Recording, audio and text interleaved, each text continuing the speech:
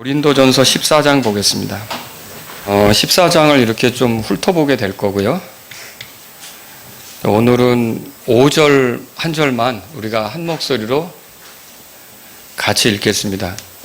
5절 같이 함께 읽겠습니다. 나는 너희 모두 타원어들로 말하기를 원하되 오히려 너희가 예언하기를 원하노라.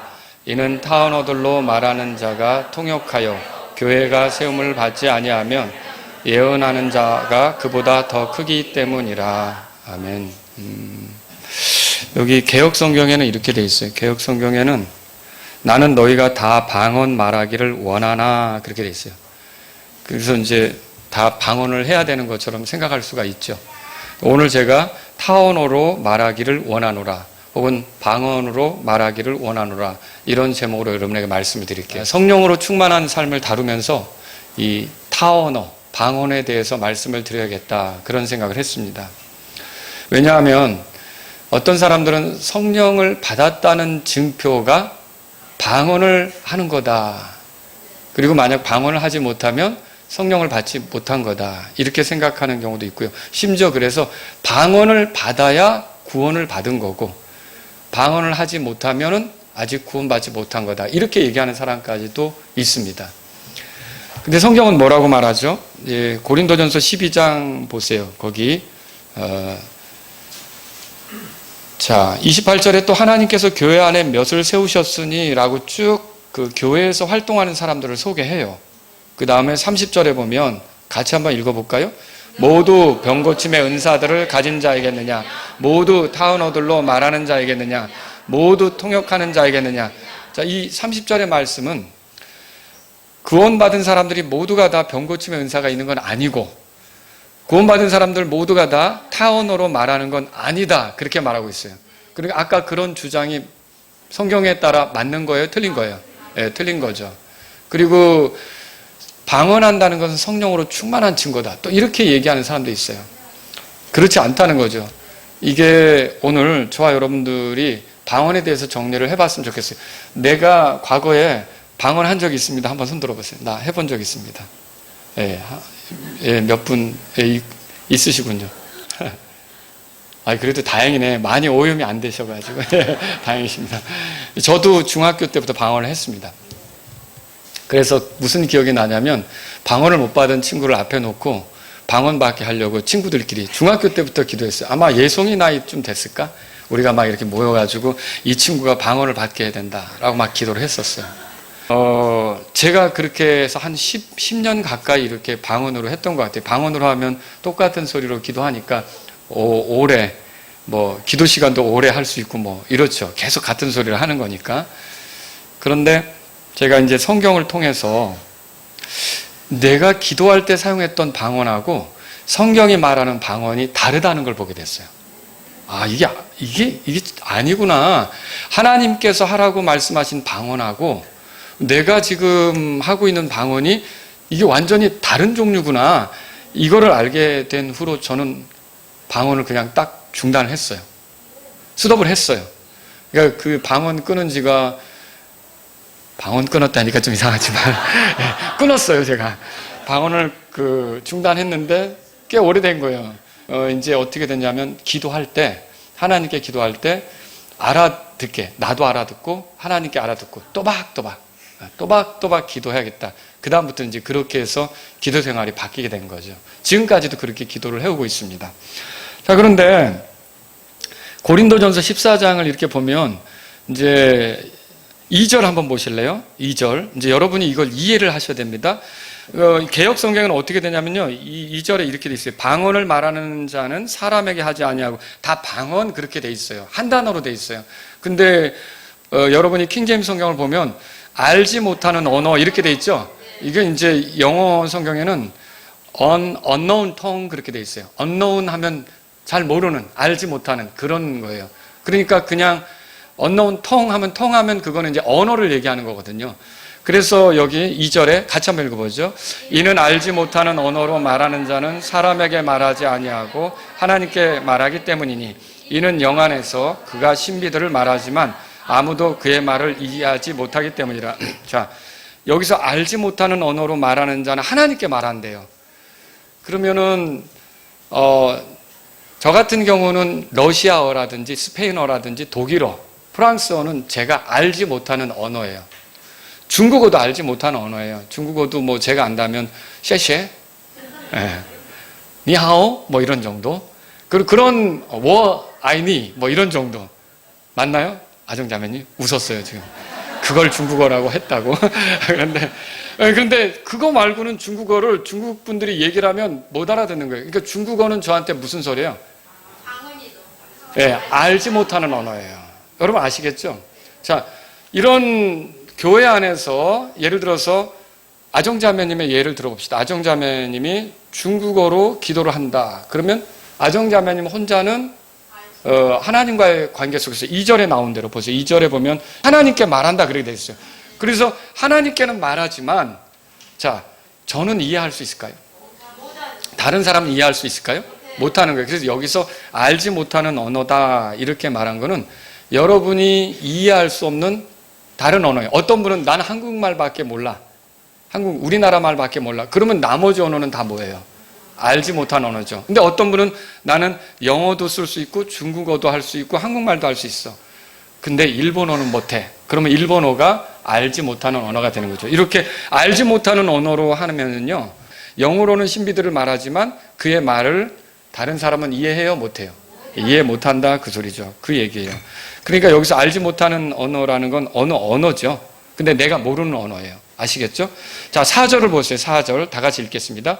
알지 못하는 언어로 말하는 자는 자기를 세우나 예언하는 자는 교회를 세우는다. 알지 못하는 언어로 교회 안에서 누가 기도를 한단 말이에요. 여기 스페인어를 쓰는 사람이 있어서 이제 기도를 하는데 자기가 스페인 언어로 기도를 하면 여기 4절에 나온 대로 자기를 세우는 게 되겠죠. 하나님과의 관계 속에서 기도하니까. 근데 교회에서 만약에 이제 앞에 딱 나와서 스페인어로 기도를 한다. 그러면 어떻게 될까요? 아무도 못 알아듣죠. 그럼 교회를 세우는 겁니까? 네, 교회를 세우는 거 아니죠. 그러니까 여기서 우리가 잘 모르는 언어로 얘기를 한다 그러면 그거는 이제 우리를 세우는 게 아닌 거예요. 자기는 세울 수 있다는 거죠. 아시겠죠? 그런데 예언은 어때요? 예언은 이해하는 언어로 그들에게 이제 하나님 말씀을 들려주는 거 아닙니까? 그러니까 그건 교회를 세우는 것이 된다. 이렇게 말하고 있는 거죠. 자, 5절에 보세요. 5절. 5절 다 같이 읽습니다. 나는 너희가 모두 타언어들로 말하기를 원하되 오히려 너희가 예언하기를 원하노라. 이는 타언어들로 말하는 자가 통역하여 교회가 세움을 받지 아니하면 예언하는 자가 그보다 더 크기 때문이라. 여기 바울이 모두가 타언어를 말하기를 원한다 그랬어요. 그러니까 외국어를 말하기를 원한다 그 소리예요. 여러분 이게 지금 우리가 아는 방언을 얘기하는 게 아니에요. 못 알아듣는 소리가 아니라 어느 지역의 언어를 말하기를 원한다 이거죠. 왜 그걸 원합니까? 그러면 외국 사람들에게도 복음을 전할 수가 있잖아요. 선교적 차원에서 구원받지 못한 사람에게 우리가 복음을 전할 수가 있잖아요. 그러니까 언어는 그런 측면에서 하나님이 쓰신다면 엄청난 그런 하나님의 도구가 될 수 있는 거죠. 그러니까 근데 내가 저기 일본 사람을 만났는데 일본 사람에게 예수님을 전하고 싶은데 이게 나는 일본어를 못해요. 그러면 안 되는 거잖아요. 근데 내가 일본어를 좀 잘하게 됐는데 이 사람이 요즘 삶에 고민이 있고 힘들어하고 어려워하는데 마음이 준비가 됐어요. 그럼 내가 일본어를 하면 어떨까요? 일본어로 복음을 전해주면 되는 거죠. 그러니까 언어는 이게 언어라고 하는 것은 어떻게 보면 복음을 전하고 하나님의 일을 말해주는 데 있어서 이게 하나님이 쓰실 수 있는 수단이라는 거예요. 이게 뭐 나 이렇게 일본어 잘해 이런 거 아니라는 거죠. 언어라고 하는 건 그런 측면에서 사용할 수 있는 거예요. 고린도전서 14장 보세요. 14장 22절에 그래서 이렇게 말하죠. 읽겠습니다. 그런즉 타 언어들은 믿는 자들을 위한 것이 아니요 믿지 않는 자들을 위한 표적이니라. 그러나 예언은 믿지 않는 자들을 위한 것이 아니요 믿는 자들을 위한 것이니라. 예언은 왜 믿는 자들을 위한 거예요? 그들이 하나님 말씀을 알아야 되잖아요. 믿는 자들이 더 하나님 말씀을 알아야 되잖아요. 그러니까 예언이 필요한 거고요. 믿지 않는 자들에게는 어때요? 복음 전해야 되는 거잖아요. 그러니까 타 언어가 유용하게 쓰일 수가 있다는 거죠. 그래서 선교적인 측면에서 복음 전하는 측면에서 타 언어를 할 수 있는 건 그래서 또 우리 청년들이나 학생들이 그 생각을 할지도 몰라요. 야, 이게 타 언어를 해야겠다. 타 언어를 해야겠다. 제가 9살인가 되는 어떤 여자아이인데 6개 나라 말을 하는 걸 봤어요. 우리나라 사람인데. 와, 놀랬어요. 중국어도 잘하고요. 스페인어까지 또 배우고 독일어도 하고. 어떻게 그렇게 할 수 있을까? 걔가 만약에 다양한 사람들을 만나서 복음 전하면 정말 좋겠다 이런 생각하는 거죠. 여러분도 이 말씀에 따라 옳거니 나도 이제 타원어에 도전을 해보자. 은사 받으러 쫓아다니지 마세요. 갑자기 해가지고 무슨 영어가 터지고 이런 게 아니라 타원어를 잘하려면 좀 어떻게 해야 될까요? 공부하셔야죠. 쥐 한다고 해서 나오는 건 아무도 못 알아들어요. 그러니까 정말 여러분이 타원어를 잘하려면 어떻게 해야 돼요? 예, 공부하셔야 되죠. 예, 이걸 우리가 볼 수 있어요. 자, 6절에 보세요. 6절. 다 같이 읽습니다. 이제 형제들아, 만일 내가 너희에게 나아가 타원어들로 말하되 계시나 지식이나 예언이나 교리로 너희에게 말하지 아니하면 너희에게 무슨 유익이 있겠느냐. 예, 나가서 형제들에게 타원어들로 말하는데 이런 계시 이런 것들을 전달해 주지 못한다면, 이걸 말해 주지 못한다면, 이게 그 사람들에게 이해가 되지 않는다면 무슨 유익이 되겠어요? 그렇죠? 예, 아무도 유익을 얻지 못하는 거죠. 그래서 타원어라고 하는 것은 이게 알아듣는 언어여야 되는 거죠. 예를 들어서 지금 뭐 장로교든지 감리교든지 성결교든지 심지어 저도 스펄전 목사의 책을 읽는데, 스펄전이 침례교 목사거든요. 지금부터 한 100여 년 전에 영국에서 목회할 때 굉장히 많은 수의 성도들을 데리고 목회했던 그런 아주 유능한 사람이란 말이죠. 근데 우리가 만일 다 영어를 못해요. 그분이 여기 와서 설교를 해요. 자, 여러분 우리 교회 복이 될까요? 설교의 황태자라고 부르는 그런 스펄전 같은 사람이 여기 강단에 서도 우리가 다 영어를 못한다 그러면 통역자가 또 없어요. 그러면 우리 교회 복이 돼요, 안 돼요? 네, 복이 안 되는 거죠. 그런 거는. 그러니까 이게 타원어로 말할 때는 뭐가 전달이 돼야 되는 거예요. 그 진리가 전달이 돼야 되는 거죠. 또 여러분 보세요. 그 밑에 9절 다 같이 읽습니다. 9절 14장 9절입니다. 그런즉 이와 같이 너희가 혀로 이해하기 쉬운 말을 하지 아니하면 그 말한 것을 어찌 알겠느냐. 이는 너희가 홍해다 말할 것이기 때문이라. 그러니까 이게 이해하기 쉬운 말로 하라는 거예요. 그래서 상대방이 이해하기 쉬운 말로 해야 되는 거지, 만일 그렇지 않으면 허공에다 말하는 것과 다름이 없다. 지금 성경에 말하는 거예요. 여러분들이 서로 이렇게 교제할 때 우리가 한국 사람들이니까 어떤 언어를 쓰는 거예요? 그러면 이해가 됩니까? 네, 이해가 되는 거죠. 근데 한국말을 쓸 때도 오해가 생길 때도 있거든요. 시인하죠? 그런 뜻으로 말한 게 아닌데 오해가 생겨요. 근데 거기다가 또 다른 언어로 얘기해 본다 그랬어요. 얼마나 증폭이 되겠습니까? 그러니까 여기는 이제 이해하기 쉬운 말로 해야 된다고 말하죠. 11절 보세요. 11절 읽겠습니다. 그러므로 만일 내가 그 소리의 의미를 알지 못하면 말하는 자에게 야만인이 되고 말하는 자도 내게 야만이 돼요. 자, 보세요. 지금까지 하는 말이 뭐냐면은 그 타언어, 알아듣지 못하는 언어를 써서 얘기할 때에도 통역하는 게 없다면 이해가 되는 거예요, 안 되는 거예요? 안 되는 거고 허공에다 말하는 거라 그랬죠. 근데 거기다가 더군다나 이렇게 그 정말 모르겠는 이상한 소리로 떠든다고 생각해 보세요.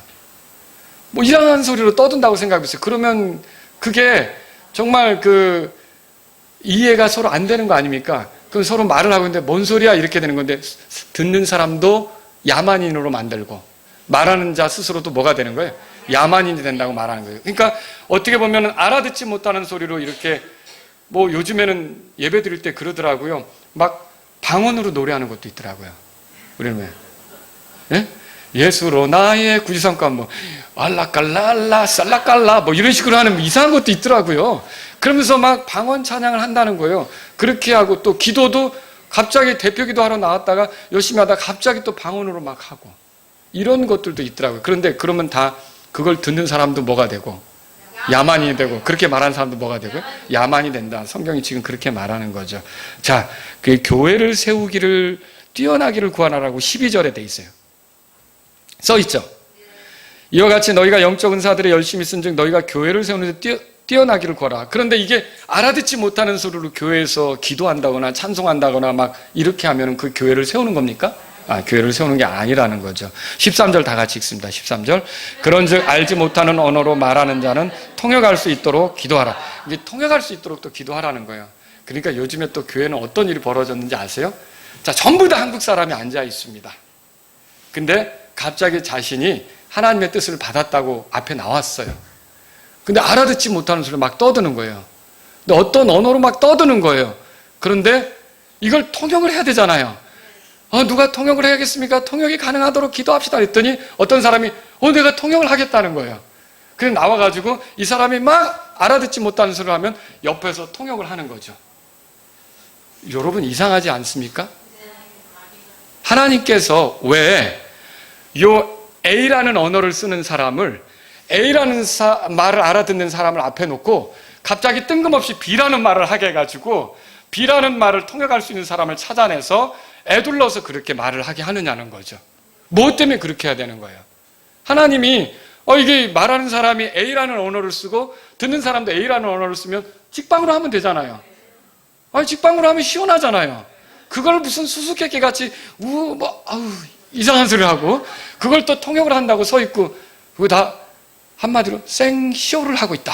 이렇게 생각이 되는 거라는 거죠. 저게 뭔가 도대체 하나님이 그렇게 애둘러서 일하시는 건가? 빙둘러서 뭔가 거기에 있어 보이게 하려고 쇼를 하고 있구나. 이런 생각이 드는 거다라는 거죠.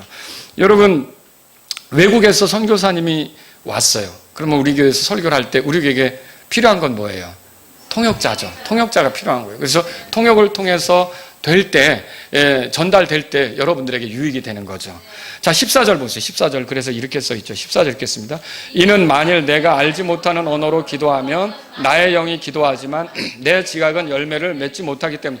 그렇죠. 예를 들어서 자매님들, 청년 자매님들의 모임이 있었는데 오늘 아정 자매님이 잠깐 자주 나와서 등장인물로 아정 자매님이 갑자기 이렇게 그러지는 않으셨는데 예를 들어 이렇게 다 모였는데 아정자매님이 갑자기 중국어로 기도를 한다.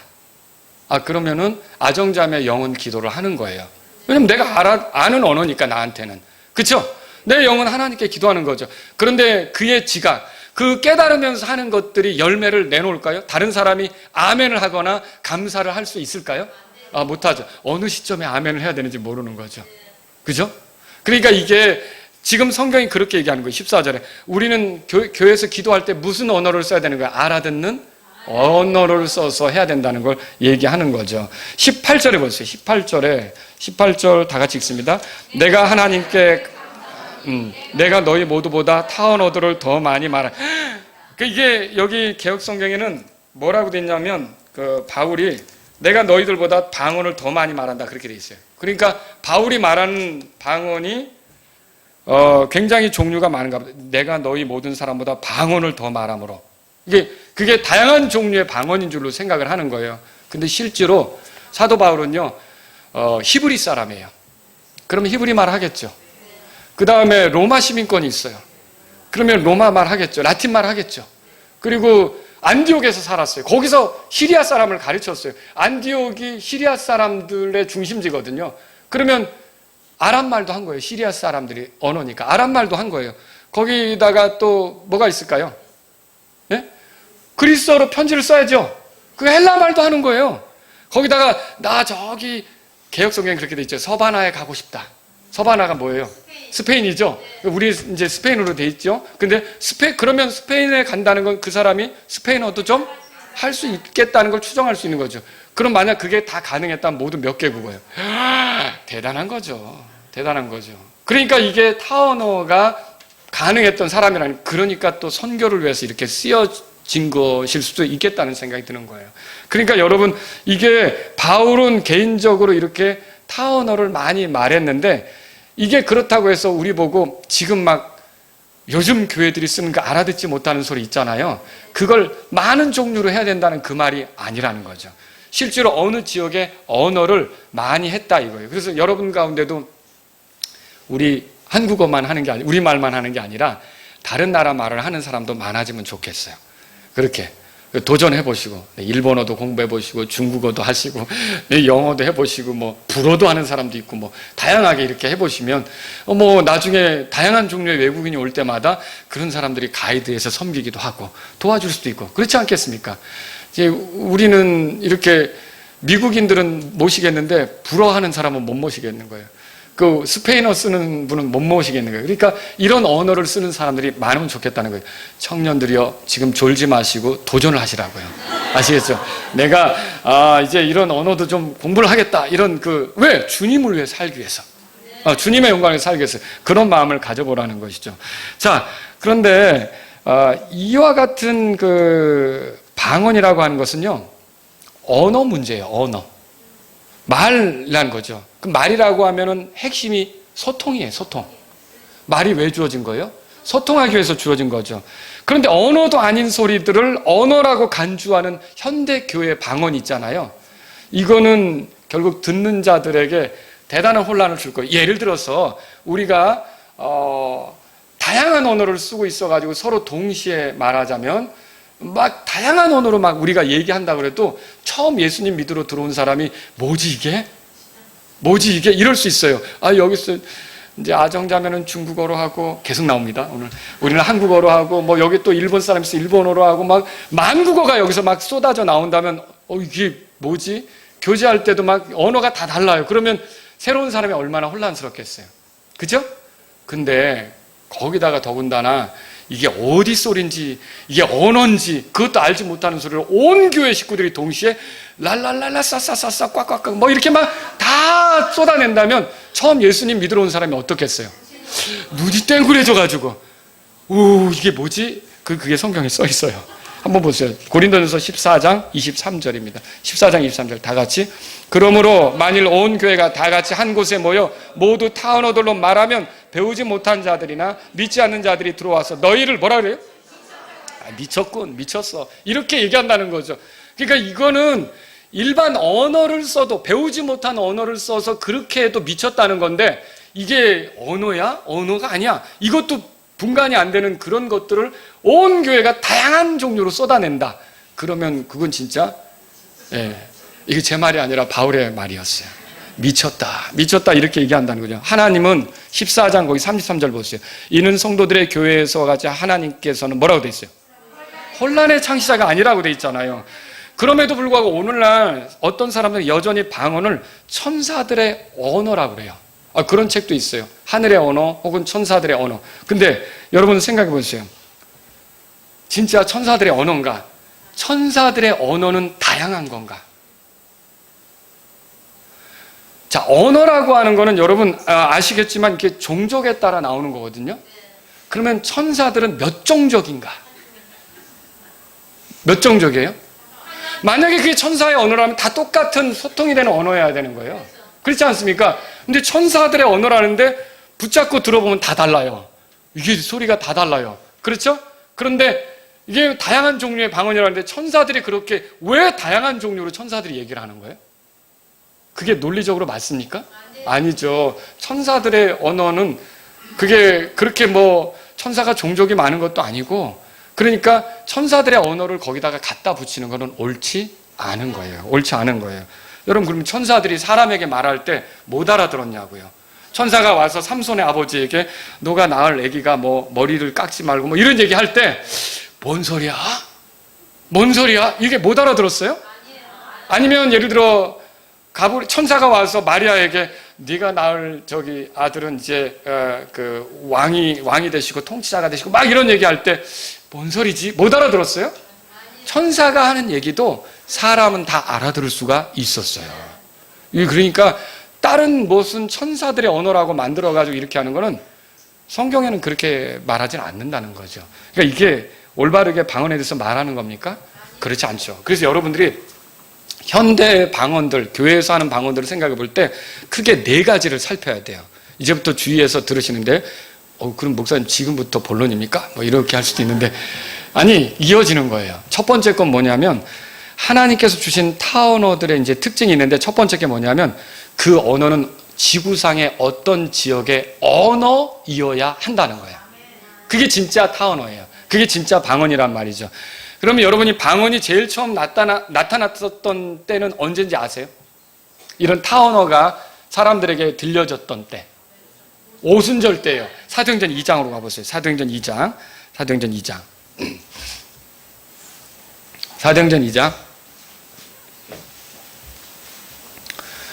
여기 오순절 때 흩어져 사는 유대인들은 아무리 흩어져 살아도 명절 때는 명절 절기 지키러 올라오잖아요. 그러니까 예루살렘에 올라온 거예요. 근데 누가 올라왔느냐? 자, 여기 보면은 9절에 보세요. 우리는 바델 사람과 메델 사람들과 엘람 사람들 그리고 메소포타미아와 유대와 갑바도기아와 본도와 아시아와 부르기아와 밤빌리아와 이집트와 구레네 부근의 리비아 지역의 거주민들 그리고 로마에서 온 나그네들 곧 유대인들과 유대교 개종자들과 크레테 사람들과 아라비아 사람들인데 굉장히 많은 지역에서 왔죠. 다양한 사람들이 그러면 이 사람들은 유대인이거나 유대교 개종자인데 오순절을 지키려고 온 거예요. 그런데 이 사람들이 왔는데 8절이 중요합니다. 8절. 오순절날 이 교회 초대교회 성도들에게 성령님이 강력하게 임하신 뒤에 어떤 일이 벌어지냐. 8절 다 같이 있습니다. 그런데 어찌하여 우리 각 사람이 우리가 태어난 곳에 우리 자신의 언어로 듣는가.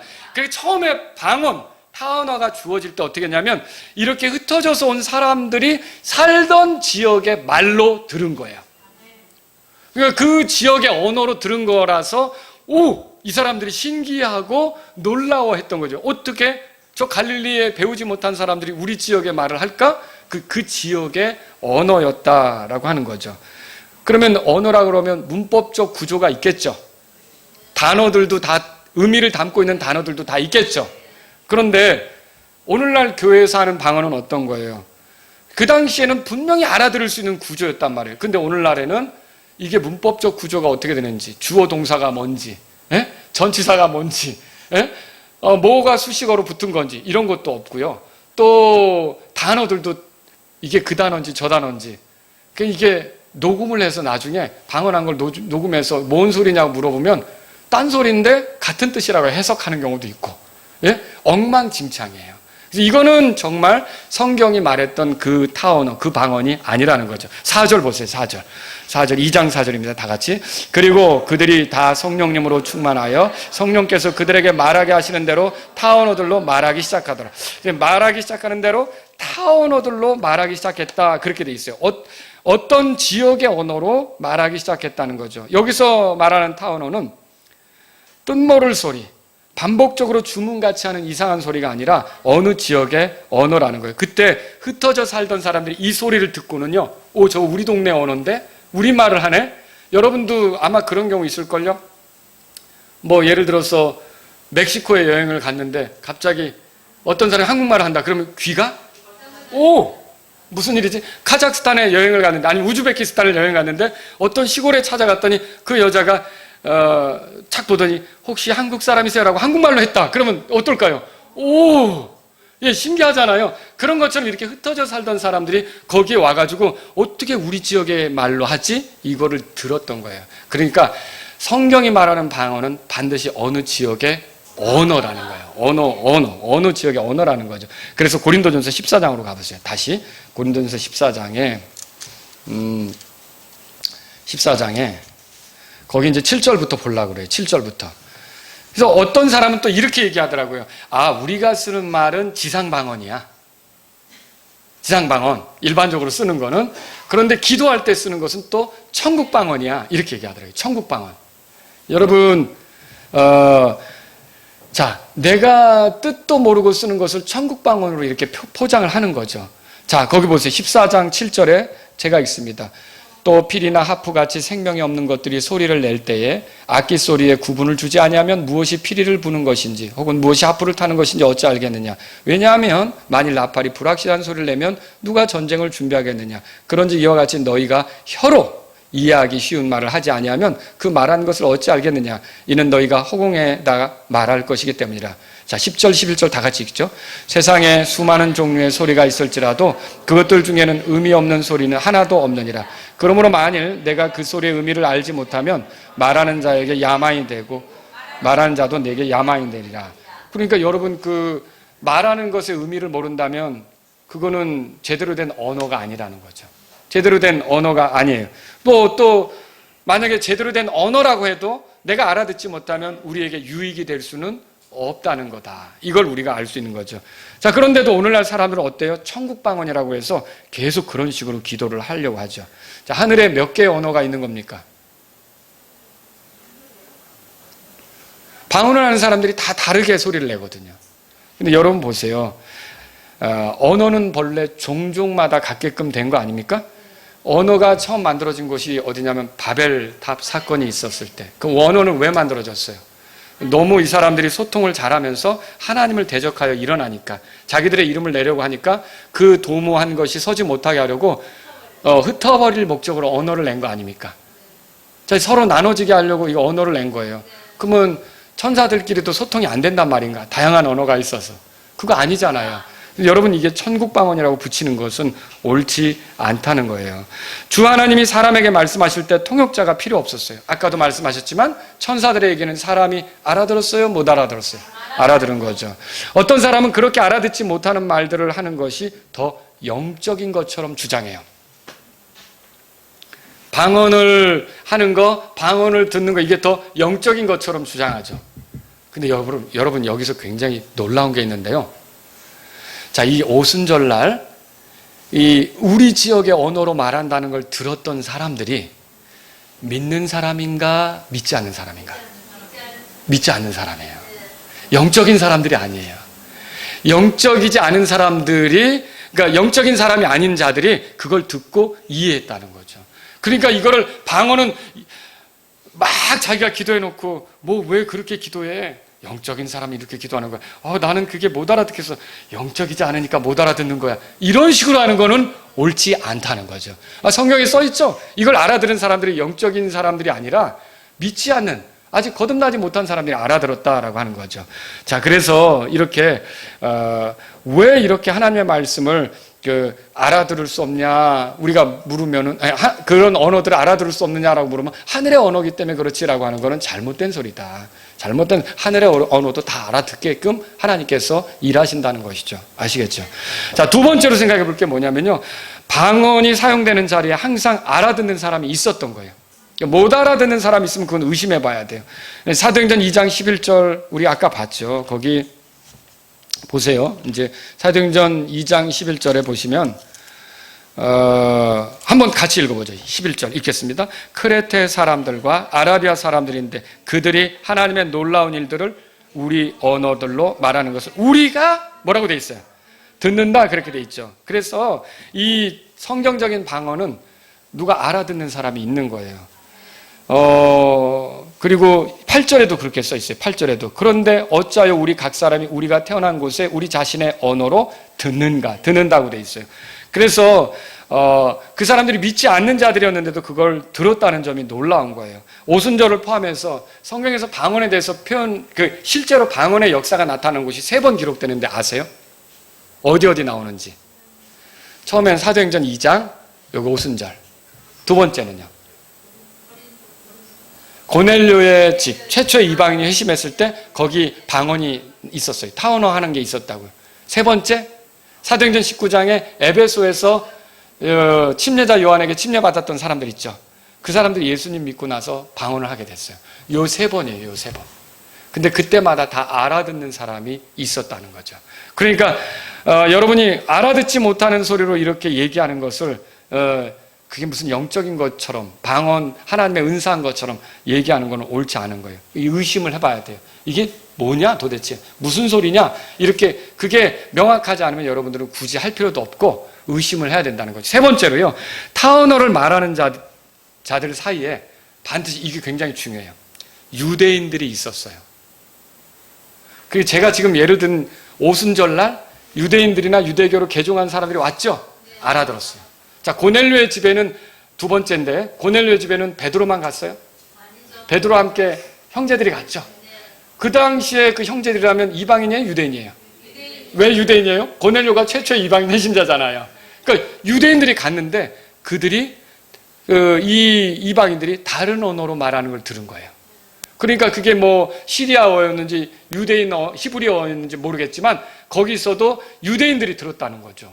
그리고요, 또 사도행전 19장에 나오는 그 에베소에서 만난 사람들 있잖아요. 12명. 그 사람들, 요한의 침례를 받았던 사람들이 있었던 자리에도 그들이 방언을 말하는 걸 바울이 들었어요. 바울은 유대인입니까? 유대인이죠. 그러면 이 방언이 일어나는 현장에는 항상 유대인이 있었어요. 왜 그럴까요? 고린도전서 14장에 가보세요. 고린도전서 14장. 왜 그럴까요, 이게? 자, 고린도서 14장 21절 보세요. 21절. 이게 율법에 예언된 거예요. 다 같이 21절 읽습니다. 율법에 기록된 바 내가 다른 언어들과 다른 입술을 가진 사람들과 함께 이 백성에게 말하리라. 그러나 그 모든 것에 또 불구하고 그들이 내 말을 듣지 아니하리라. 주가 말하노라 하였노라. 어떻게 보면 이스라엘 백성을 일깨우기 위해, 이스라엘 백성을, 여기 이 백성이 이스라엘 백성이에요, 회개하도록 만들기 위해 다른 사람들의 입술을 통해서 말한다, 이렇게 얘기한 거예요. 그러니까 이 타원어 방언이 일어났던 장소에는 누가 있는 거예요? 유대인이 있는 거예요. 이게 여기서 나온 게 아니라 이사야서, 여기서만 나온 게 아니라 이사야서 보세요. 이사야서 구약에 28장 11절, 다 같이 읽겠습니다. 11절 읽습니다. 이는 그분께서 더듬으며 말하는 입술과 다른 언어로 이 백성에게 말씀하시기 때문이라. 앞으로 이런 일이 일어날 것을 예언했어요. 근데 여기에 이 백성은 누구를 말하는 거예요? 유대인들을 말하는 거예요. 나중에 유대인들에게 다른 입으로, 다른 언어로 말하게 될 일이 있을 거다. 왜? 그들을 돌이키고 그들이 회개하도록 하기 위해서. 그러면 이 방언의 역사는 결국 어떻게 보면 유대인들을 돌이키기 위해 기적적으로 나타난 거라는 거죠. 그러니까 방언이 일어난 현장에 누가 있는 거예요? 유대인들이 있는 거예요. 그래서 유대인이 없는 자리에서 행해지는 건 의심해 볼 필요가 있는 거죠. 아시겠죠? 그래서 이게 우리가 그렇게 정리를 할 수 있는 거예요. 자, 네 번째로 또 여러분에게 말씀을 드리고 싶은 건 뭐냐면, 방언은 원래 기도의 목적이 아니에요. 그러니까 이 방언은 하나님께 하라는 게 아니고 그 유대인들을 일깨우는 거라 그랬잖아요. 그러니까 이게 뭐냐면 하나님의 놀라운 일들을 알려주기 위해서 하는 게 방언이에요, 방언. 그래서 오늘 사도행전 2장 11절에도 그렇게 써 있어요. 2장 11절에 가보면 거기에 보니까 크레테 사람들과 아라비아 사람들인데 그들이 하나님의 놀라운 일들을 우리 언어들로 말하는 것을 우리가 듣는도라. 이게 방언이 뭐 하는 거예요? 하나님이 죄인들을 위해 하신 일, 무슨 일을 하셨어요? 예수님을 보내신 거. 예수님을 통해 죄의 문제를 해결해 주신 거. 이런 엄청난 일을 하셨다는 것을 이 타언어를 통해서 말씀하시는 거죠. 그러니까 방언은 기도의 목적이에요? 복음 전도의 목적이에요? 복음 전도의 목적이죠. 지금도 여러분이 말을 배워서 타언어를 한다면 그 언어 어디다 써먹는 거예요? 복음 전하는 데 쓸 수 있는 거죠. 이거를 우리가 알아야 돼요. 그래서 오늘날 기도에 이 방언을 사용하는 것은요, 이거는 성경하고 안 맞다는 것이죠. 이거는 그래서 뭐 방언을 하면서, 방언을 하면 또 그런 경우가 있어요. 내가 이제부터 방언을 하게 됐어. 막 좋아가지고 막, 나 방언 받았어. 그럼 막 굉장히 좋아하더라고요. 저는 끄는 건데. 예? 그런데 그렇게 방언을 받으면서 스스로 생각하는 게 뭐냐면 내가 영적으로 업그레이드 됐다고 생각해요. 여러분 그거 맞습니까? 방언은 유창하게 하는데 자신의 삶에서 열매가 없는 거예요. 성령의 열매가. 그럼 그거 문제죠. 그렇죠? 정말 이거는 방언을 했다고 해서 신앙의 질이 더 좋아졌거나 뭐 이렇게 된 건 아니라는 거죠. 물론 제대로 된 다른 지역의 언어를 쓸 때는 그 언어를 가지고 하나님을 섬길 수 있는 다른 좋은 기회를 가져볼 수는 있는 거예요. 그러나 그 언어를 한다는 것 자체가 그 사람의 신앙이 업그레이드 된 겁니까? 그건 아니라는 거죠. 자, 고린도전서 14장 15절에 내가 영으로 기도하고 또 지각으로 기도하며 그렇게 썼어요. 그러니까 지각이 뭐예요? 이해죠. understanding. 영어로 그렇게 돼 있어요. 하나님께 드리는 기도에 있어서 이해는 필수적인 거예요. 그러니까 여러분들이 기도할 때 내가 이해도 못하는 소리로 떠든다. 그럼 그거는 그냥 중단하세요. 내가 이해도 못하는 소리로 말하더라.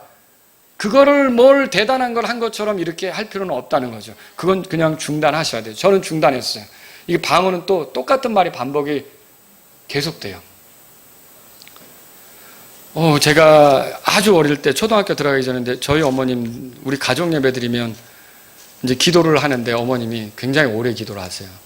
그래서 막 가족 예배 드리기 싫어가지고 막 몸 비비고 엄마나 혼자 드리지 막 그러는데, 그런데 그렇게 하면서 엄마 옆에 있다가 저도 흉내를 내는 거예요. 어린 나이에 엄마가 무릎 꿇고 막 기도하면 온 방을 돌아다니더라고요. 막 이렇게 툭툭툭툭. 근데 저도 나중에 그걸 흉내내서 왈케로 이걸 또 흉내내면서 또 하고 있어요. 저도 제가 중학교 때 받았다고 하지만 엄마를 흉내내서 그렇게 하고 있더라고요. 근데 이렇게 하는데 그 똑같은 소리예요. 그 방언하는 사람들은 똑같은 소리를 반복하는 거예요. 제가 어떤 일이 있어서 어느 지역에 갔다가 새벽에 이제 기도를 좀 하고 싶어서 그 시골 교회를 찾아갔어요. 시골 교회를 찾아갔는데 같이 이제 기도를 하고 있는데 성도님들이 다 빠져나가더라고요. 목사님 혼자 남으셨는데 계속 방언을 하는데 똑같은 소리 하는 거예요. 계속 똑같은 소리. 근데 마태복음 6장에 보세요. 마태복음 6장 펴보세요. 거기 보시면 이방인들이 그렇게 해요. 여러분, 이방인들이 주문 외운다는 거 아세요? 네, 똑같은 소리로 반복적으로 하는 거 아세요? 그게 어떻게 보면 이교도들의 영향을 받는 거죠. 그래서 마태복음 6장에 보시면요, 여러분 7절에 이렇게 돼 있어요. 다 같이 읽습니다. 오직 너희는 기도할 때 이교도들이 하는 것 같이 헛된 반복어구를 사용하지 말라. 이는 그들은 자기들이 말을 많이 하여야 아버지께서 들으실 줄로 생각하기 때문에. 그러니까 헛된 말을 계속 반복하는 거죠. 똑같은 말로 반복하는 거죠. 여러분, 이런 식으로 기도하라고 성경에 써 있습니까? 아니죠. 이렇게 하지 말라는 거예요. 자, 그래서 말씀을 좀 정리해 보죠. 교회 안에서 통역자가 없는데 알지 못하는 언어로 말하는 것은 교회를 세우는 겁니까? 아니라고 그랬죠. 자, 그것이 어느 지역의 언어든 그렇지 않든 뜻모를 소리도 교회에서 그걸로 기도하는 건 옳습니까? 오늘 아까 윤 집사님이 대표 기도 나오는데 윤 집사님이 갑자기 기도하다가 갑자기 뭘 받았어요, 필을. 그래가지고 우리도 모르는 소리를 막 갑자기 이렇게 한다 그러면 여러분은 어떻게 되겠습니까? 뭐지? 근데 이거는 하나님의 역사라고 여러분이 생각하시면 안 된다는 거죠. 이런 거는요. 이 교회 세우는 거 아니라는 거죠. 타 언어는 개인적 기도할 때 사용할 수 있습니까? 내가 영어를 쓰는 사람이고 한국말을 쓰는 사람이고 스페인어를 쓰는 사람이에요. 근데 오늘은 영어로 기도하고 싶어서 영어로 기도한다. 할 수 있어요? 네, 할 수 있죠? 할 수 있는 거죠. 오늘은 스페인어로 기도하고 싶다. 할 수 있는 거죠. 오늘은 한국말로 기도할 수 있다. 할 수 있는 거죠. 그런데 우리는 한국교회예요. 한국교회로 모였는데 영어로 기도한다. 어디서 아멘을 해야 되지? 어디서 감사를 해야 되지? 알아요, 몰라요? 모르는 거죠. 제가 예를 들어서 이제 주일날마다 시작 기도할 때 영어로 기도한다. 여러분 어떨 것 같아요? 힘들 거예요. 이게 중세시대랑 같아요. 중세시대는 어땠냐면요, 가톨릭 교도들이 미사를 드리는데 다 라틴 말로 해요. 라틴 말을 알아듣지도 못하는데 라틴 말로 처음부터 끝까지 다 하는 거예요. 그러니 완전히 꽉 막힌 거죠. 그냥 구경하다 오는 거죠.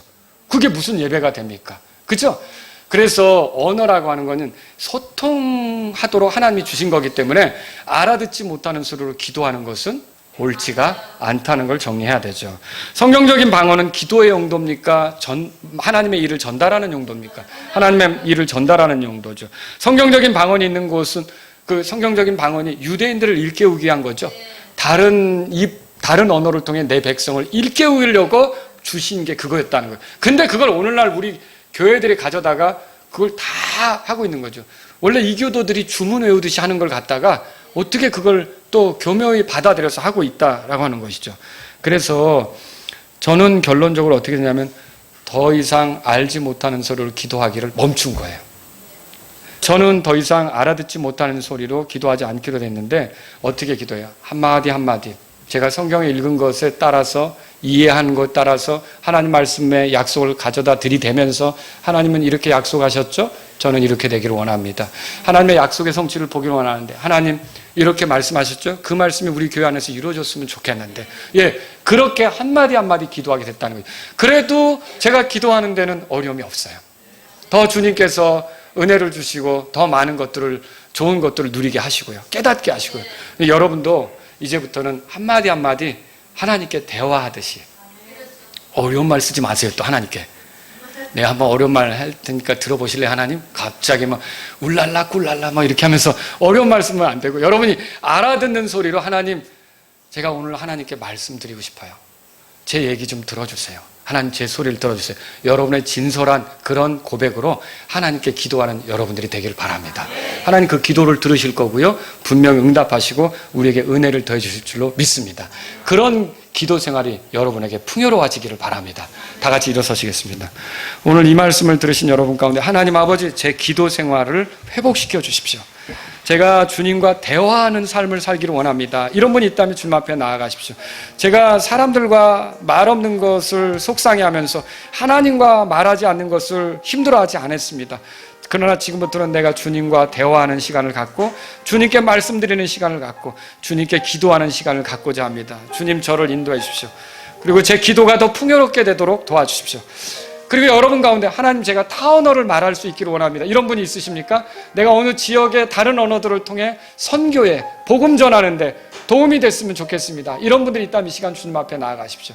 하나님 제가 한국말만 쓰다가 죽는 게 아니라 다른 언어도 좀 해보고 싶습니다. 제가 좀 능숙하게 다른 언어로 다른 사람들에게 하나님의 큰 일을 말할 수 있게 도와주세요. 이런 분이 있다면 이 시간 기도하십시오.